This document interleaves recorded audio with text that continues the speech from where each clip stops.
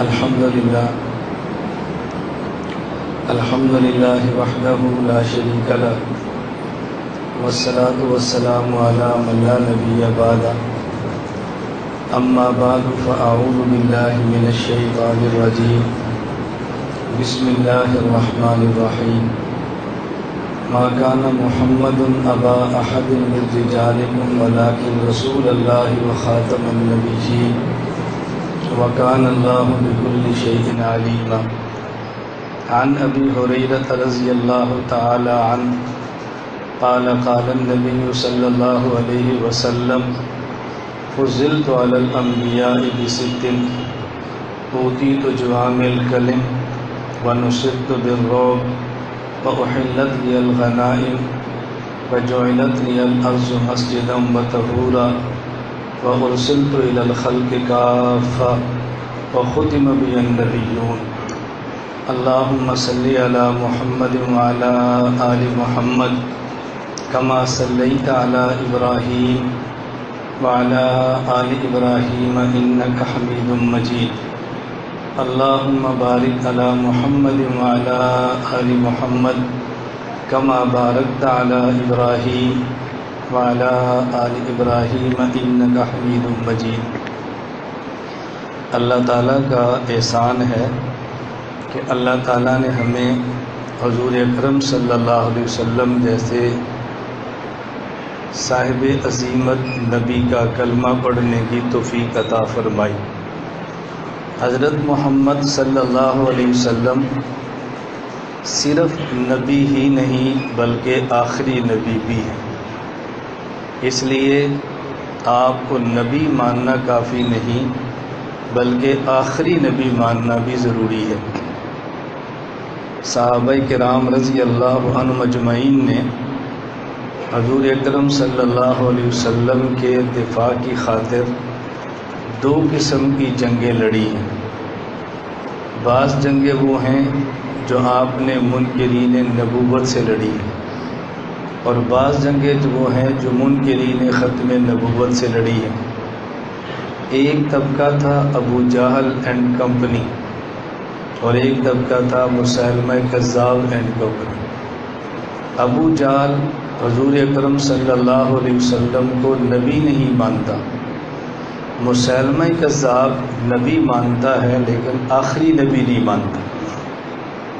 اس لیے بدر، احد اور خندق کی جنگیں یہ نبوت کا دفاع ہے، اور یمامہ کی جنگ یہ ختم نبوت کا دفاع ہے۔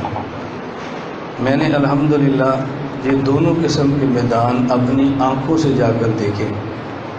ہم نے بدر کا میدان بھی دیکھا ہے جہاں نبوت کی جنگ ہوئی ہے، یمامہ کا میدان بھی دیکھا ہے جہاں ختم نبوت کی جنگ ہوئی ہے، اور ان مقامات کو دیکھنا چاہیے تاکہ انسان کو عبرت بھی حاصل ہو اور اپنے اسلاف اور اکابر کا نمونہ یہ بھی ہمیں سمجھ آئے کہ ہمارے اسلاف کن کن میدانوں میں جا کر جنگ لڑتے رہے۔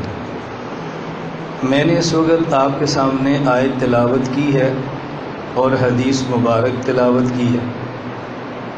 آیت مبارکہ کو سمجھنا بھی ضروری ہے اور حدیث مبارک کو سمجھنا بھی ضروری ہے۔ یہ آپ تمام احباب کے علم میں ہے کہ ہمارا کام پوری دنیا میں وہ جہاں عقائد کو بیان کرنا ہے وہاں عقائد کی تنقیح کرنا ہے، اور عقائد پر اپنے دلائل کو سمجھانا ہے، اور ہمارے دلائل پر جو اشکالات ہیں ان کو ختم کرنا ہے۔ یہ بے حد ضروری ہے۔ میں نے آیت کی تلاوت کی ہے، اس پر کتنی بات ہوگی آپ خود ہی اندازہ فرمائیں گے۔ 1 گھنٹہ گزرتے پتہ ہی نہیں چلتا، تھوڑی سی بات ہوتی ہے تو گھنٹہ گزر جاتا ہے، پھر مضمون درمیان میں رہ جاتا ہے۔ آپ چونکہ بڑے آدمی ہیں آپ کے پاس وقت کم ہوتا ہے، میں چونکہ بندہ چھوٹا ہوں تو میرے پاس وقت کا مسئلہ نہیں ہوتا۔ عموماً جو بڑے لوگ ہیں ان کے پاس ٹائم بہت تھوڑا ہوتا ہے، تو آپ کے پاس چونکہ وقت بہت کم ہے تو پھر ہمیں مضمون کو بہت زیادہ سمیٹنا پڑتا ہے۔ جب ہم یہ آیت پڑھتے ہیں ما کان محمد ابا احد من رجالکم ولکن رسول اللہ و خاتم النبیین، تو پھر ہمیں اس آیت کو سمجھنا بھی چاہیے۔ یہ آیت وہ ہے کہ جس کو ہم بھی پڑھتے ہیں اور مانتے بھی ہیں، اور یہ آیت وہ ہے کہ جس کو قادیانی پڑھتے بھی ہیں اور مانتے بھی ہیں۔ تو یہ دلیل بنتی کیسے ہے ہماری، اور وہ اس دلیل کا جواب دیتے کیسے ہیں؟ آخر اتنی واضح آیت موجود ہے، وہ پھر بھی کیسے راستہ نکال لیتے ہیں؟ یہ سمجھنا بہت ضروری ہے۔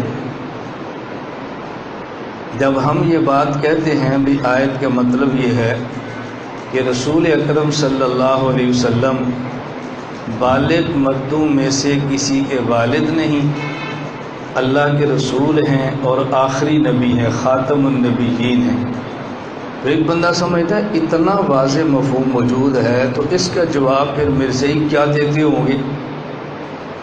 اس کا جواب کیا دیتے ہوں گے؟ جب آپ ان کے جوابات سنیں گے تو پھر آپ کو اندازہ ہوگا کہ باطل نے تیاری کتنی کی ہے، اور جب اپنے اکابر کے علوم دیکھیں گے تو پھر آپ کو احساس ہوگا کہ بعض اعتراضات جو ابھی کیے بھی نہیں تھے، ان اعتراضات کے کرنے سے پہلے ہی ہمارے اکابر جواب دے کر دنیا سے رخصت بھی ہوگی۔ یہ ہے نا عجیب بات۔ حضرت مولانا محمد قاسم نانوتوی رحمۃ اللہ علیہ بانی دارالعلوم دیوبند، یہ پیدا ہوئے ہیں 1832 عیسوی کو اور فوت ہوئے ہیں 1880 عیسوی کو، تو آپ کی عمر ہے 48 سال۔ ٹوٹل عمر کتنی ہے؟ 48۔ اب جس کو حضرت نانوتوی کی عمر کا نہیں پتہ، وہ جب نام سنتا ہوگا تو وہ سوچتا ہوگا نا کتنی بڑی عمر کے بزرگ ہوں گے۔ 48 سال کی عمر میں دنیا سے چلے گئے، بتاؤ کیا عمر ہوگی؟ مرزا غلام احمد قادیانی پیدا ہوا ہے 1840 میں اور فوت ہوا ہے 1908 میں۔ حضرت 1880 میں فوت ہو گئے اور وہ 1908، یعنی 28 سال بعد۔ یہ اس کے آخری سال تھے نبوت کے دعوے کے، اس پر اعتراضات کے جوابات پہ۔ تو جو اس آیت پہ مرزا قادیانی نے شبہہ کیا تھا اور جو اس نے موقف اختیار کیا تھا، حضرت نانوتوی رحمۃ اللہ علیہ اس کے موقف اختیار کرنے سے پہلے اس کا جواب دے کر دنیا سے چلے گئے۔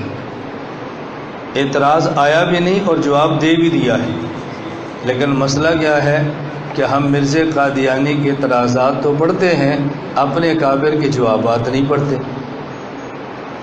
بہت سے لوگ مجھے فون کرتے ہیں، مولانا صاحب فلاں مسئلے کا جواب فلاں کلپ آیا ہے، فلاں آیا ہے۔ میں ان سے ایک ہی گزارش کرتا ہوں کہ مجھے افسوس صرف یہ ہے کہ آپ ان کو سن رہے ہیں، مجھے نہیں سن رہے۔ اگر آپ ان کو سننے کی بجائے مجھے 6 ماہ سن لیتے تو جب کلپ آتا تو آپ کو پتا ہوتا اس کا جواب تو پہلے سے آ چکا ہے، اس سوال کا جواب تو آ گیا ہے۔ تو قصور تو ہمارا ہے نا کہ ہم اپنوں کے لیے سنتے۔ مجھے ایک آدمی نے ایک پوسٹ سینڈ کی، میں نے اسے کہا بھئی یہ مجھے پوسٹیں سینڈ نہ کیا کرو۔ مجھے کہتا جی کیوں؟ میں نے کہا آپ نے پوسٹ سینڈ کی اور مجھ سے آپ پوچھتے ہیں کہ یہ حوالہ ٹھیک ہے، تو جب آپ نے مجھے سے پوچھنا ٹھیک ہے تو تم پوسٹیں میری پڑھ لیا کرو۔ پہلے بیان کسی کا سنیں گے پھر مجھے پوچھیں گے بیان ٹھیک ہے۔ اچھا، بعض بندوں کو سننے والے کا نام بھی نہیں آتا، مولانا صاحب یہ بندہ کون ہے؟ حوالہ ٹھیک ہے، بیان ٹھیک ہے، یہ ٹھیک کہہ رہا ہے۔ میں نے کہا تم اتنی تکلیف کیوں کرتے ہو؟ جب آپ نے پوسٹ ہمیں بھیجنی ہے، بیان ہم سے چیک کرانا ہے، تو پھر سنی ہمیں لیا کرو۔ اور یہ اللہ کے نبی نے فرمایا دا ما یریبک الی ما لا یریبک، جس میں شک ہونا اس کو چھوڑ دو اور جس میں پاک ہونا اس کو لے لیا کرو۔ تو حضور نے فرمایا بھی شک کو چھوڑو اور پاک کو لے لو، کتنی آسان سی بات ہے۔ خیر، جب ہم یہ آیت پڑھتے ہیں، اس آیت میں قادیانیوں نے کئی ایک شبہات پیدا کیے ہیں۔ میں 2-4 کا ذکر کرتا ہوں اور پھر جو ہے نانوتوی رحمۃ اللہ علیہ نے اعتراض کا جواب دیا نا، اس کو پیش کرتا ہوں۔ یہ بات اچھی طرح سمجھ لیں۔ ما کان محمد ابا احد من رجالکم ولکن رسول اللہ و خاتم النبیین۔ ایک تو قادیانی ختم نبوت کا مسئلہ ذہنوں سے اوجھل کرنے کے لیے حضرت عیسیٰ علیہ السلام کی حیات اور وفات کو چھیڑ دیتے ہیں۔ مسئلہ حضرت عیسیٰ کی حیات اور وفات کا نہیں ہے، مسئلہ تو مرزا قادیانی کی نبوت کا ہے، جن عیسیٰ علیہ السلام فوت ہو گئے ہیں، تم کہتے ہو زندہ ہیں۔ اچھا، ہم نے کہا اگر بالفرض مان بھی لے فوت ہو گئے ہیں تو اس سے مرزا قادیانی کی نبوت کیسے ثابت ہوگی؟ اگر یہ مان بھی لیں وہ فوت ہو گئے ہیں تو اس سے مرزا کی نبوت کیسے ثابت ہوگی؟ حضرت عیسیٰ علیہ السلام دنیا سے چلے بھی جائیں، فوت ہو بھی جائیں، مرزا قادیانی نبی نہیں بن سکتا۔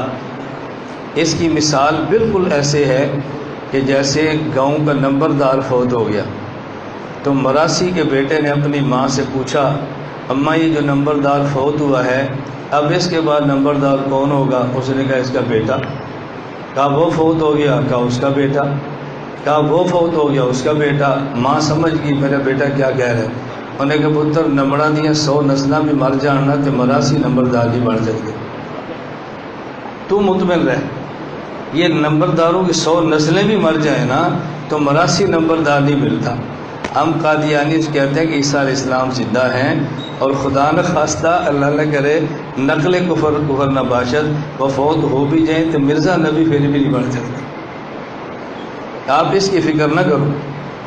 حضرت اکاڑوی رحمۃ اللہ علیہ سنایا کرتے تھے، فرمایا کہ ہمارے گاؤں میں ایک آدمی تھا، دیہاتی گاؤں میں تھا اور ان پڑھ تھا، اس کے پاس کچھ قادیانی آئے مرزائی، اور اس سے کہا کہ بابا جی مبارک ہو،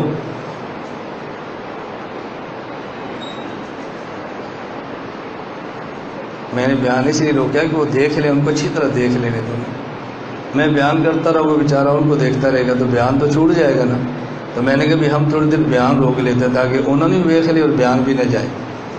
آپ لوگ میری رعایت نہ کرو تو مجھے تو کرنی چاہیے نا، آپ میری رعایت نہ کرو میں آپ کی نہ کروں تو فائدہ کیا ہو آنے کا؟ اس لیے کسی ایک بندے کو تو ہار ماننی چاہیے نا۔